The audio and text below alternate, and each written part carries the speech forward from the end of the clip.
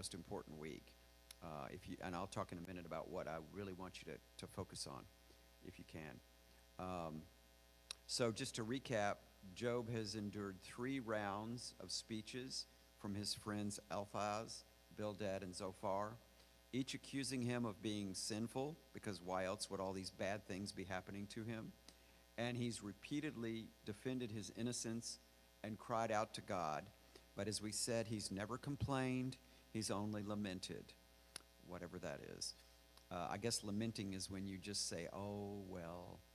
So, in chapter 25, the friends' arguments have really run out of substance, and then Job delivers a long self-defense in chapters 26 through 31. And then in 32, we have, is this the right? Am I on the right thing? Is this making sense? Okay, all right. Yeah, that's right. We're to Bildad's 3rd speech. That's where I wanted to get to. It is very short, and we're going to get into this really tricky, wonky thing of the fact that both Robert Alter, the translator of the version that we're using, and the New American Bible both take the view that some of these passages were not intended to be written for Job, and then some of the passages were probably added later. But it doesn't change the basic points being made. I think that's the main thing. Bildad's 3rd speech is very short. It's only 6 verses. He insists that no man can be righteous before God. And here's what he says, and this is chapter 25, verses 4 through 6. He says, "And how can man be right with God? How can he be born of a woman how can he born of a woman be clear? Why the moon itself does not give light, and the stars are not clear in the sight? How much more man the maggot," oh, don't you love that, "and the humankind the worm?" In other words, we're just talking about, again, that human beings cannot possibly be righteous before God. That's the bottom line. What does it mean to be righteous? It means to be, I think, pure and innocent of any sin. Now, this is where we get into the thing of Alter's alteration, and he says, this translation follows a common proposed transposing of chapter of 26, 5 through 14 to Bildad's discourse. What he's doing is he's moving what is in chapter 26, which is supposed to be Job, and he's moving it to where? To Bildad. Why? He says those verses, which are wholly devoted to a rhapsodic celebration of God's cosmic powers, are altogether implausible as part of Job's speech. Job has been beaten down so much. Why would he be talking about how wonderful the cosmos is? If you go over to 26, let's see.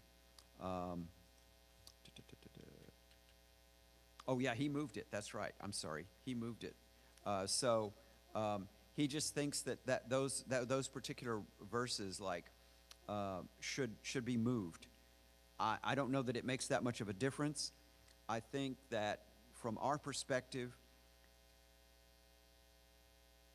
the human smallness before God, truth is valid, but misapplied to Job. Bildad collapses the distinction between humility before God and the unjust accusation of guilt. It's one thing to be humble before God, but it's another thing to be beaten down as being guilty of all these things, which he's not guilty of. They keep saying he must be guilty, and he keeps saying, I'm not guilty, and they never really say why, other than bad things wouldn't happen to you if you weren't guilty. That's the bottom line. That's what Job is all about, is dealing with that particular problem. And we all, as I've said before, all of us are over a certain, or most of us are over a certain age, excuse me, when you get to a certain age, I think that you will have experienced some suffering of some kind. Some young people have encountered suffering, but not necessarily. And you just give it time, and it will happen. It's unfortunate, but it's true for everyone. So then we go to Job's reply and his final defense, which is 26, through 31. And we start with this Job praising of God's majesty and sovereignty over creation. Is it Job or is it Bildad? No, I'm sorry, Zophar. You have this very beginning. He goes, this is the beginning of chapter 27. He insists on his integrity. He says, by God who denied me justice, and by Shaddai who embittered my life, as long as my breath is within me and God's spirit is in my mouth, my lips will never speak evil, nor my tongue ever utter deceit. Far be it from me to declare you right. Till I breathe my last, I will not renounce my virtue. To my rightness I cling, I will not let go. My heart has not caused reproach all my days. Let my enemy be deemed a wicked man, and my adversary a wrongdoer. And this is where I think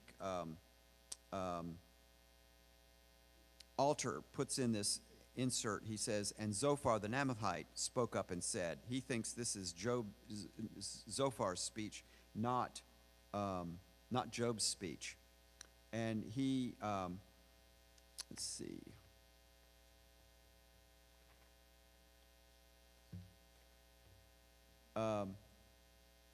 He rejects the idea of confessing sins he did not commit. Now, the New American Bible, by the way, I wanted to mention this about these verses, starting with, he has it start with 8 all the way to the end of 23. But the New American Bible, if you looked in your footnotes, it says, now they say verses 13 through 21 of chapter 27 is probably to be read as Zophar's third speech. The asterisks are present to indicate it is not likely that the sacred writer intended these words to be ascribed to Job. So if you look at 13 through 21, what do you see? That's part of my, by the way, I have some, what do you call them, show and tell that I'm going to show later. If you look at 13 through 21 even, this is the wicked man's share with God, the portion that oppressors take from Shaddai. If his sons be many, it is for the sword, and all his offspring will go without bread.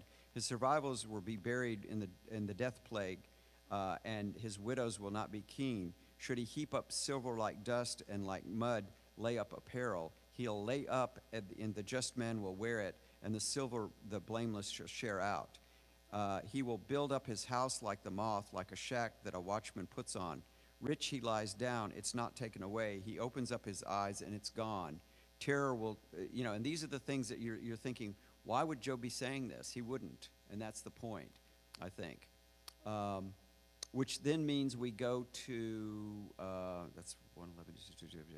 Okay, then we go to what's called the Hymn of Wisdom, which is this poem. And this is in chapter 28. He says, this is the very beginning of 28. He says, yes, there's a mine for silver and a place where gold is refined. Iron from the dust is taken, and from the stone copper is smelt. And what Alter says is this rhapsodic celebration of divine wisdom is clearly not part of the debate between Job and his three reprovers, and the strong scholarly consensus is that it's basically an insert. He calls it an editorial interpolation, perhaps with the aim of introducing a pious view of wisdom in this book that in such a radical challenge to the guiding assumptions of wisdom literature. He's saying that this is put in there by someone but one of the writers is sort of this pious view of what life is about, and he's saying that it really doesn't go there, but he leaves it in. Okay, so where does this get us? We're getting to okay, let me see, 28 112. Oh yeah, this is the thing that I really wanted to get to. Is at the end of 28. He says, I'll read the New American Version, and then I'll read the Alter version, and then we're going to talk about what's going on here.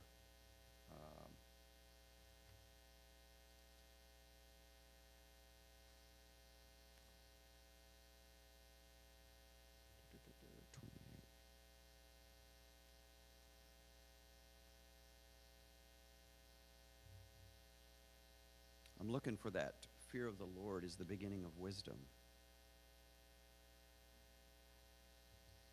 Is that 29? I'm trying.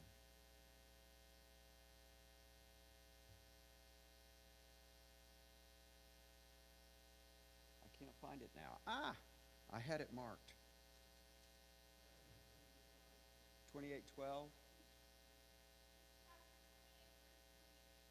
That's what I was thinking. Okay, yeah, okay, that's correct. Yeah, it is. I just didn't have it yet in yellow highlight. I don't know why I didn't do that. Okay, sorry, thank you. And says, and to the man he said, behold, this is in the New American Bible. And to the man he said, behold, the fear of the Lord, and notice the word, you use the word Lord, is wisdom, and avoiding evil is understanding. And now he translates it rather as he said to the man, look, fear of the master, that is wisdom, and the shunning of evil is insight.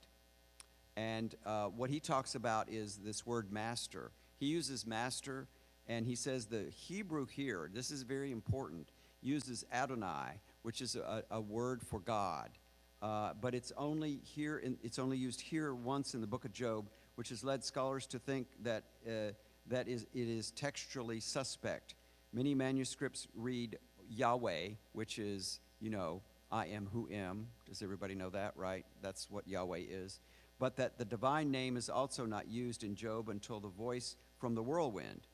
Since by the late biblical period Yahweh was pronounced as though it were Adonai, that may have led to the switch here, though it is hard to know the term was the original one. And if you notice, what we use in the New American Bible is the word Lord, and we completely miss all of that overlay of talking the difference between Adonai and Yahweh. When you talk about Adonai, you're talking about God, but not in the Moses sense. That's the only way I know how to put it. You see what I'm saying? Because, and you got to remember too, at that time they probably were now monotheistic, but the ancient Israelites, the ancient Jews were in between polytheism and monotheism, and it's called henotheism. It's where we think our God is the God. You may have your gods, and they still sort of acknowledge that there's these other gods out there. Do you see what I'm saying? So this gets all confusing, but the point of it all is that fear of the Lord is that is the beginning of wisdom. Now, when we say fear, of course, we're not talking about the fear that we think of. I think the best way to put it, and I believe that's in the, is it in the New American also? When when referring to fear, we're not talking about fear that we think of. It's awe, the word awe and wonder. And what it means is that we are so overpowered by the awe of God and the wonder of God and all creation that we are put in our place. And our place is what? We are made of dust, and to dust we shall return. Where do we use that? Yep, Ash Wednesday. And so that puts us in our place, because we are dust, and to dust we shall return. One of the things I love doing in the early morning is some of the Psalms will talk about that sort of thing. They will talk about dust, and to dust, and you are dust, and to dust you shall return. And they will talk of man and woman as being like the grass. In the morning it greens, and by the afternoon it fades and yellows. Because flowers are the same thing. That all of that saying that we're not here for a very long time, and that that what we need to do in order to wisdom is what? Wisdom is a way to God. That we talked about this at the very beginning. Remember about wisdom not being human wisdom, which is a way of getting around in the world without having a whole lot of problems and difficulties, but divine wisdom means that you lead a life that will lead you to God, beginning in this life, which is not complete until we are finished, and when that is, we don't know, and that we hopefully will reach that point where on the other side all will become clear, all will be well. So.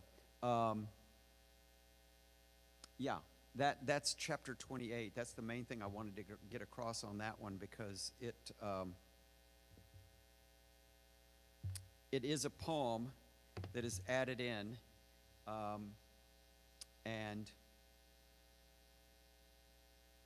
it does have some points. And like I said, it does have this thing at the very end of being the fear of the Lord is wisdom. So that gets us to chapter 29 and chapter 30. And this is where, in chapter 29, Job recalls his past blessings before before all the bad stuff happens. And if you'll look, he'll say, and Job again took up his theme, notice that, and he said, would that I, as in the moons of yore, as the days of God watched over me, and when he shined his lamp over my head, by its light I walked in darkness, as what in the days of my prime, God and intimate of my tent, when Shaddai still was around me, all around me my lads. He likes the word lads, by the way, as opposed to sons or brothers or however it is. I think that's an interesting use. He likes to make it a sort of a more familial. So, and what he says is that the concrete image of God watching over Job solicitously, holding a lit oil lamp, which would have been a wick in an oil, shallow, concave ceramic dish above him so that he could walk safely through the dark. And so when we think of a lamp, we think of maybe one of these kerosene lamps, right? Well, only because of Walk Through Bethlehem do we have this. I ordered these I think this was the second Walk Through Bethlehem. This is an oil lamp. And when I ordered it off of Amazon, I thought, oh, this is going to be great. We'll be able to use this. Well, it's a miniature of an oil lamp, okay? And so I'm happy to pass it around. It's not worth a whole lot, but it does give you a sense of what we're not talking about, a lamp that gives off very much light. But I thought, when I saw that, I saw a lamp, and I said a ceramic dish. I said, I've got one of those. So do you want me to pass it around, or do you want to just put it out front and people look at it, or however you want to do it? Dale is moving forward, so yeah.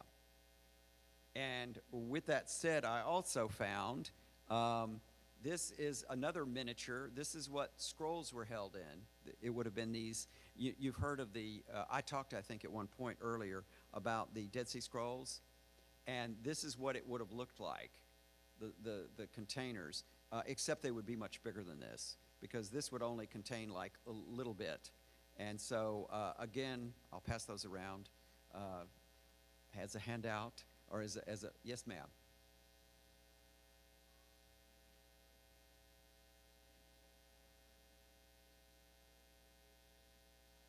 Yes, this is the kind of lamp they're referring to in the Bible. This is the kind of lamp. It's this little, because what he says is it's a ceramic dish, a shallow concave ceramic dish with a wick. And that's what that is. Yep. Yep. Yes, sir. Oh, I think they were much bigger than that. They have to be much bigger than that to have the oil in them and a wick to where they could be carried around and used during the nighttime. This would have lasted you probably about 15 minutes, maybe enough time to go to the bathroom, and that's about it. I don't think they were this small. And I got gypped. I didn't look closely at the Amazon for the dimensions of the lamp. So it came in handy for once. Yeah, they would have had wicks.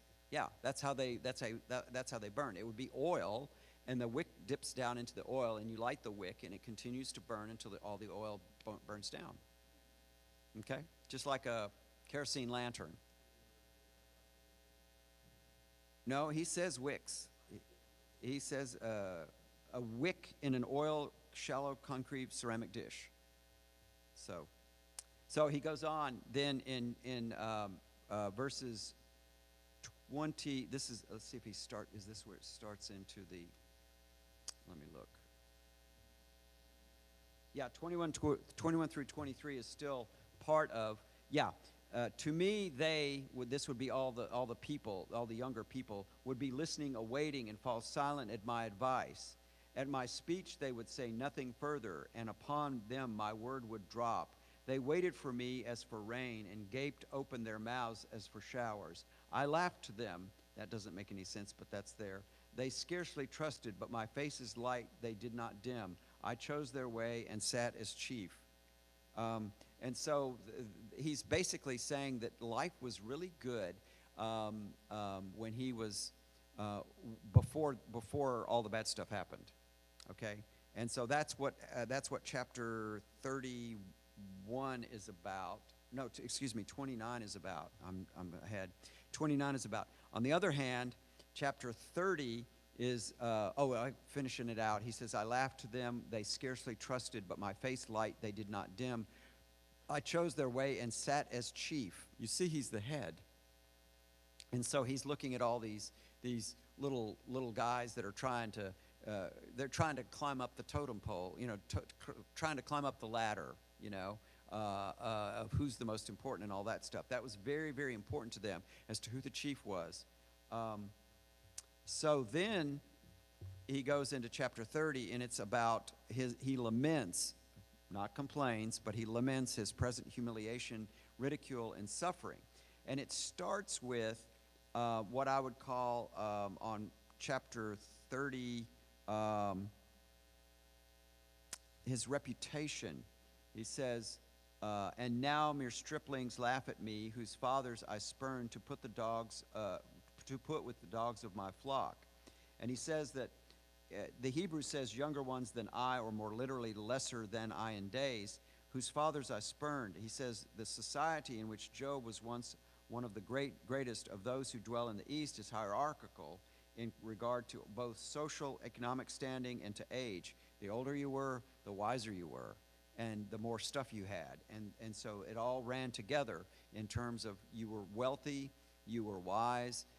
Does anybody remember, what's the If I Were a Rich Man, what's that?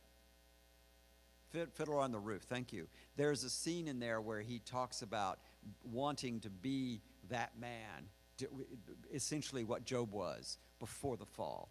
If I were a rich man, all these things would come to me, and they would all sit and listen to me. Whether I make any sense or not, it doesn't matter, because I'm rich and that I must be the wise one.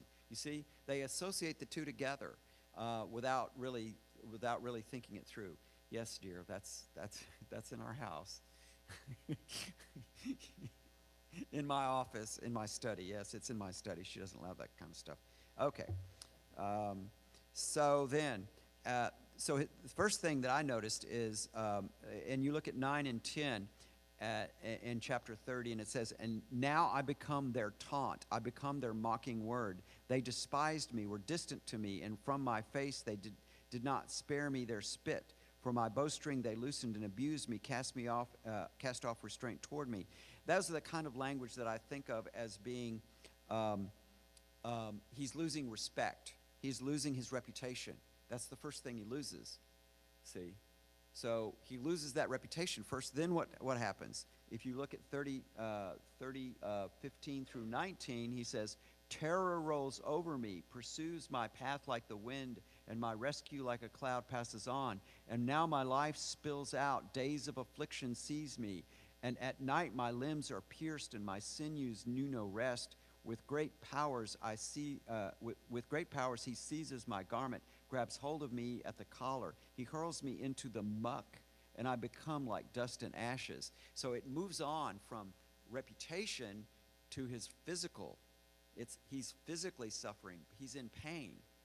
And so it's interesting how he falls, how he looks at it. And then lastly, he goes into the last thing that falls, to me at least, is verse 26 in chapter 30.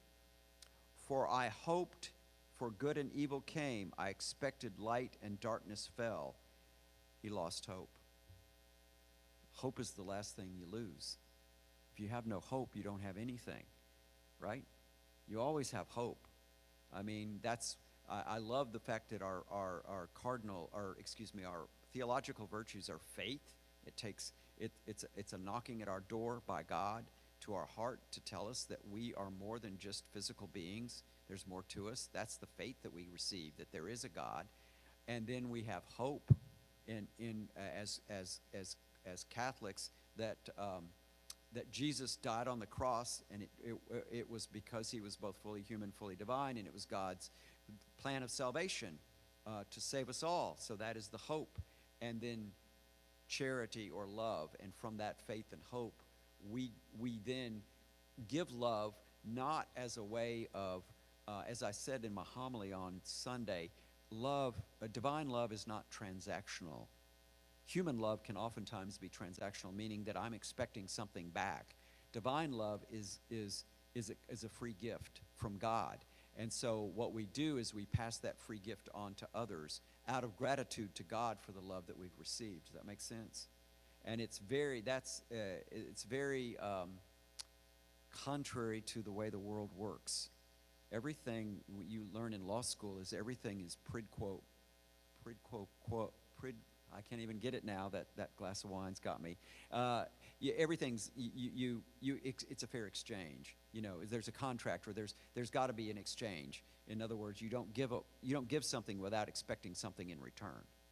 And what God is saying is, God's already knocked at our door and given us this chance for salvation if we'll just open it up, and He'll allow our hearts to be filled with the love, and then that we will want to give this love not because we're expecting any in return. Contrary to my mother, who thinks that everybody should say thank you for anything you do. That's what my mother always said. They should say thank you. No, they don't necessarily need to say thank you. It doesn't matter whether they say thank you or not. It's love, and we give it unconditionally. Okay. So then we get to, let's see. Oh, yeah. This whole thing of the suffering and the fall and everything is a dramatic foreshadowing of Christ's own descent, I think.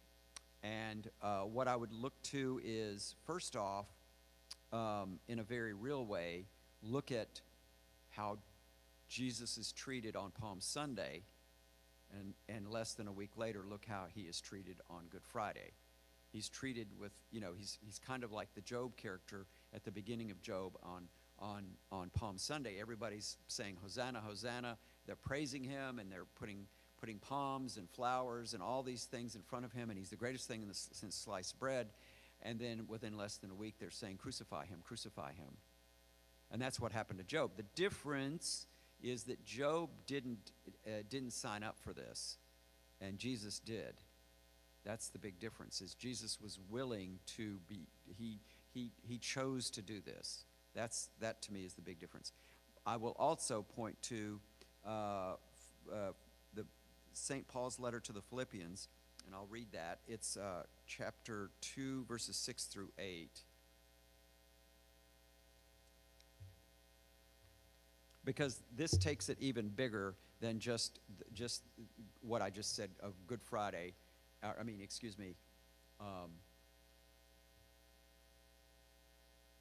My mind's gone blank. This happens to us, doesn't it? Palm Sunday, Good Friday. Thank you. I remembered. I always love when I remember what I forgot, don't you? Isn't that a great thing? It's like, yes, I did. I'm not dementia. I don't have dementia after all. So,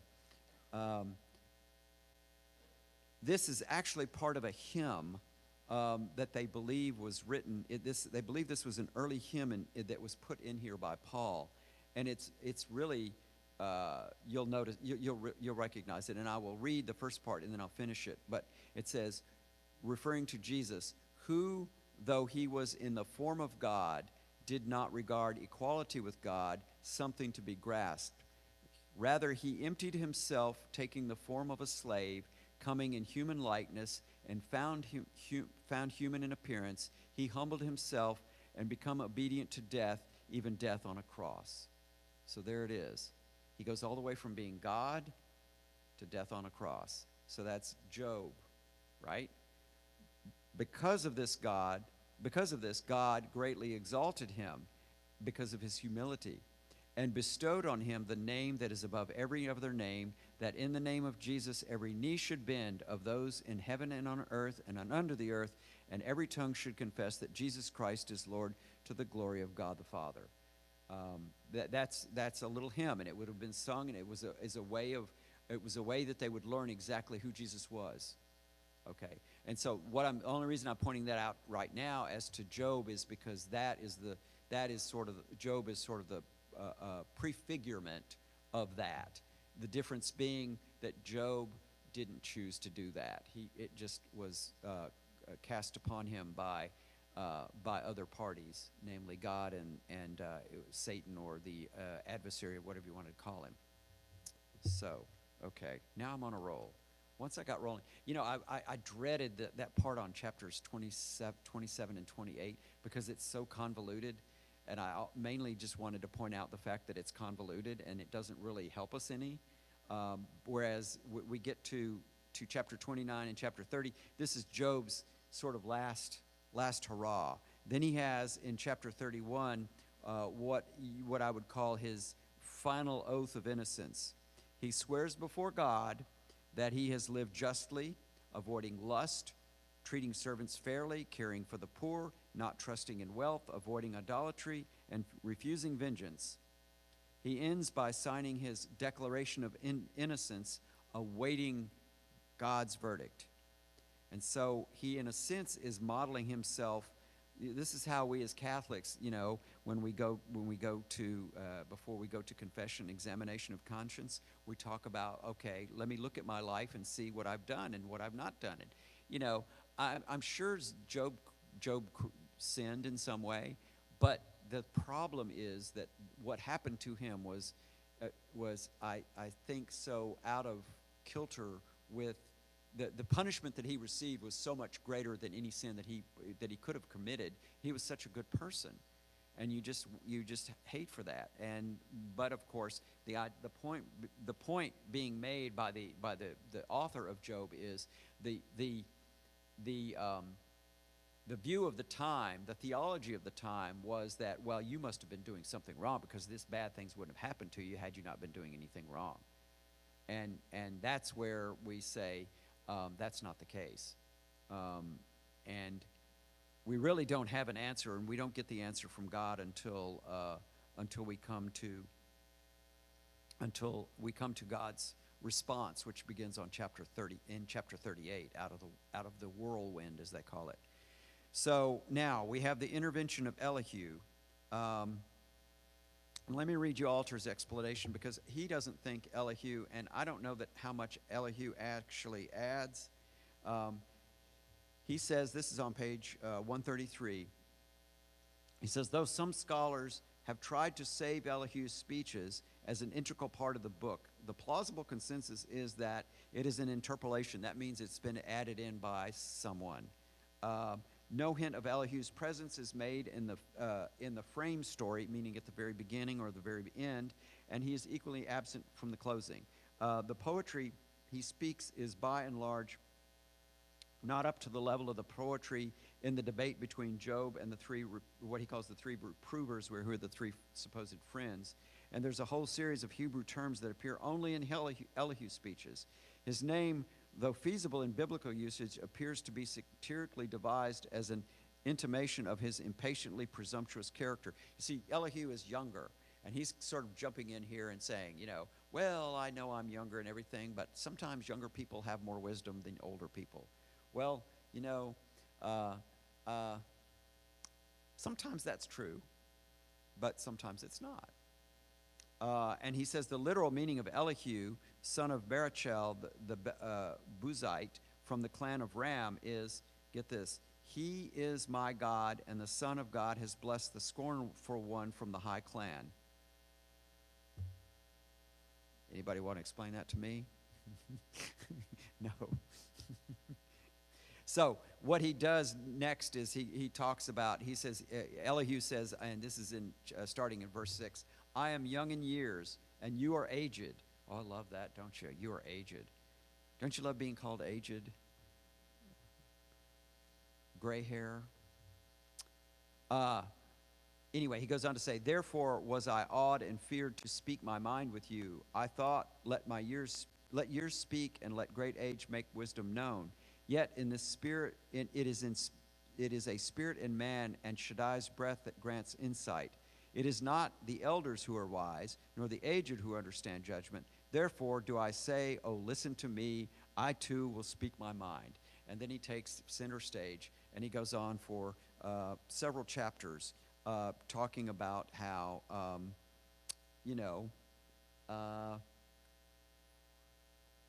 Job must have been sinning. He's just repeating the same things that the others have said in different ways.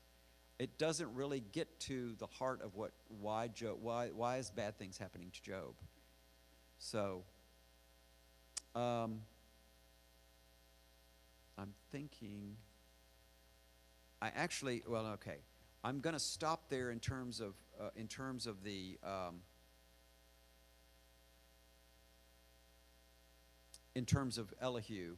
I only wanted to introduce him because I don't want to go through. I'm debating back and forth, and here's what I really prefer to do: is unless anybody really wants to read through Elihu, is to jump to next week, focus on starting with chapter 38, which is where you will see. This is where it really culminates, and where I'd like to spend my time.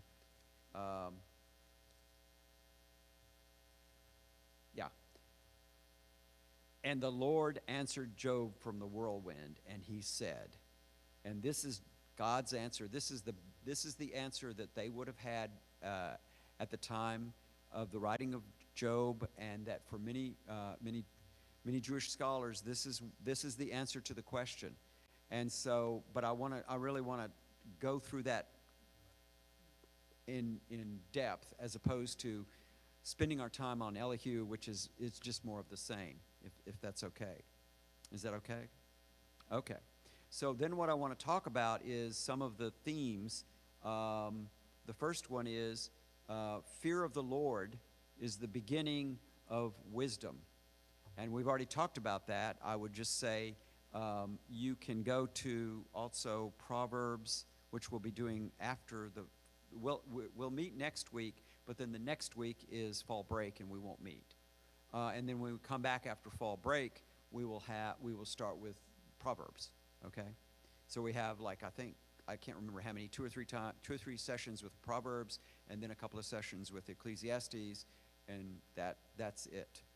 And you're getting the heart of wisdom literature in the Old Testament or the Hebrew Testament. But I wanted to get to, let's see, where is it? What did I say? Oh. Yeah, it basically says the beginning of wisdom is the fear of the Lord, and knowledge of the Holy One is understanding. And that is that point that I made a minute ago, that it is about understanding, not as in being afraid, as in the fear that we think, but it's more in awe and reverence for the enormity and the immensity of God, who, to me, I mean, to the people of ancient Israel, God was immense, but to me, if you think about the universe and how big we believe it to be, God is so much even more. I mean, it's just beyond our comprehension. We're literally specks of dust. I mean, the planet Earth is a speck of dust. It's just a little speck compared to everything else that's out there. And yet, there is life on this earth, and yet there is human life on this earth that knows that there is more to this world than just what's on this earth. So then the second theme is human dignity, Job's and integrity. Job's defense reveals a deep moral conscience, especially regarding justice for the poor, purity of life, and the rejection of idolatry. That's so very important, because he really does stand his ground in the midst of all this. He laments, but he stands his ground. He does not back down.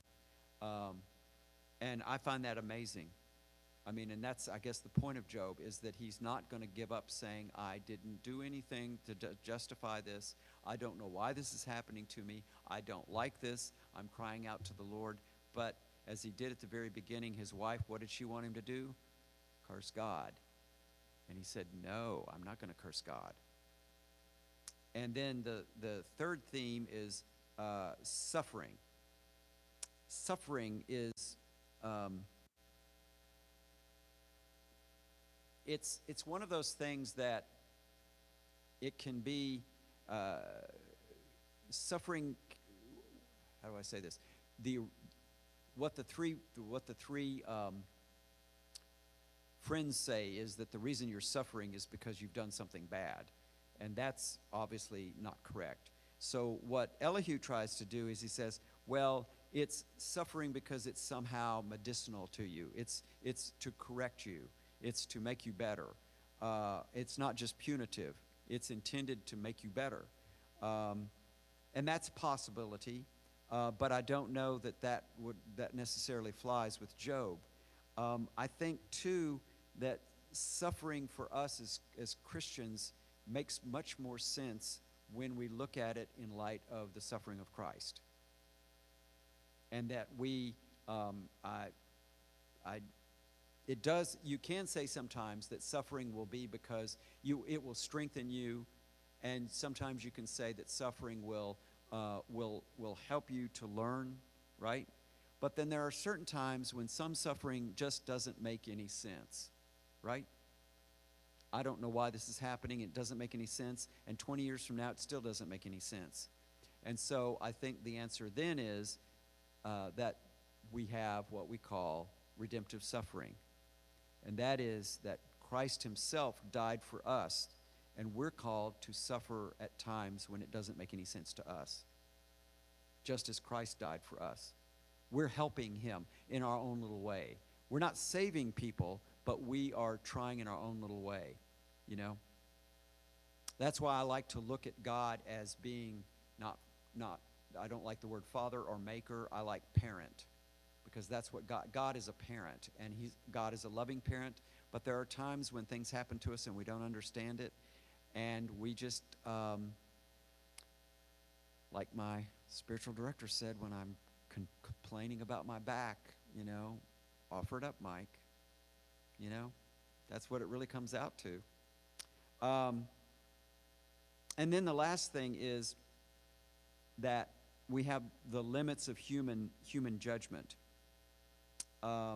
They fail by misjudging Job, I think, the three friends, as does Elihu. They don't understand that God, we will not, there are some things that we just don't understand. I don't know how to put it other than that. And that that is the answer that God is going to give. I'll spoiler alert. Basically what he says is, where were you when I made the universe? Who are you to say all these things? I'm God, and guess what? You're not. And that's it. I mean, but it's very poetic, and it's very in-depth, and it's very, it makes the point. So, I'm out of time. Oh, I'm almost out of time, too. The wine wore off. I'll have to have some more when I go home. Does anybody have any questions? This morning, they had all kinds of little questions, all kinds of questions that the sister, I will say, Sister Maria Joseph, one of the children asked, can you ever quit being a nun or a sister? And she just gave this very, very, very good and understanding response. I mean, she said, we have these, we go through many years before we decide that we're finally going to do this. And she said, when we do, we're making this profession before God and everyone, and that the only way that we can decide not to is we have to go and ask permission of the Pope himself. They do. And she said, if to try and walk away from it without doing that would be a grave sin. So she did a very good job of answering the question, and she answered it at his level very, very simply. So I sometimes have difficulty with children like that, trying to, okay, now let me see, where are they at? Where's their... Whereas here, everybody's wise, right? Yes, Dale.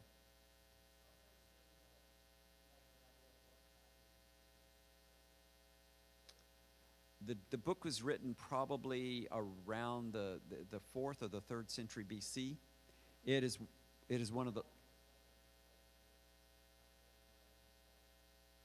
we have no idea. And I don't know that that's the point. I think the point is that everything's been taken away from him.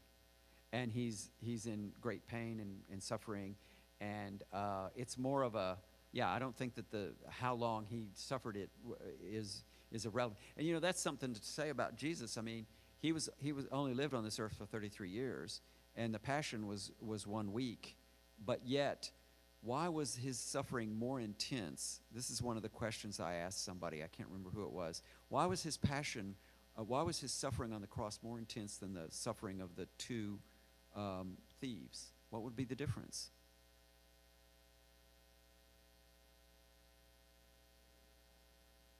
What? I'm sorry, you have to speak up.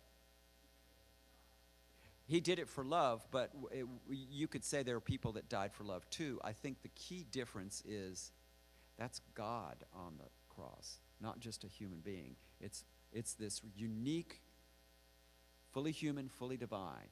He was God on the cross, and he chose to do this. That always. I remember this was during diaconate formation. One of our instructors is a priest, and he said, just understand this, yes, all of Jesus was on that cross, not just the human Jesus. And there's the difference. Margaret.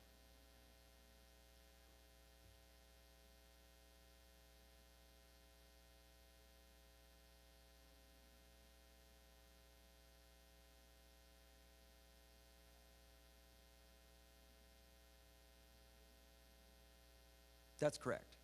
And that is the divine part. That, to me, that's my own view. That's the divine part, because a human being can't die for the sin.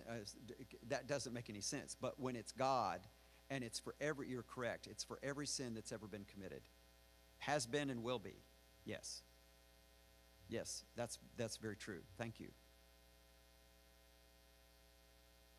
So Job is a good study, because it helps us to really understand and appreciate as Catholics that suffering makes more sense to us. Because in the secular world, suffering makes no sense whatsoever. You know, let's avoid suffering at all costs. You know, that's not to say we want to suffer, but when it comes, we lament. What are you going to do? So, anybody else?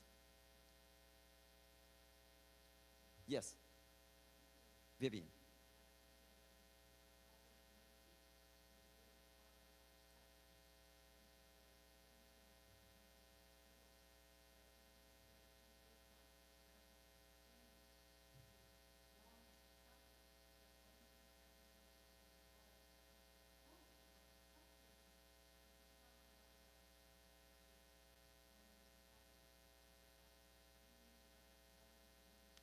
Correct. You may be helping. That's correct. And yeah, I mean, we don't inflict pain on ourselves, and we don't cause our suffering. We don't forcibly do that. On the other hand, when it comes, I'm not yet to that point of, I guess I'm not a saint, because I don't. There are saints. You're correct. I mean, I'm not overjoyed with suffering, of my own suffering, but I've come to the point now where I at least offer it up, which is a step in the right direction, I think.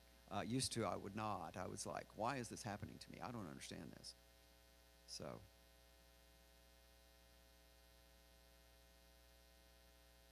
anything else?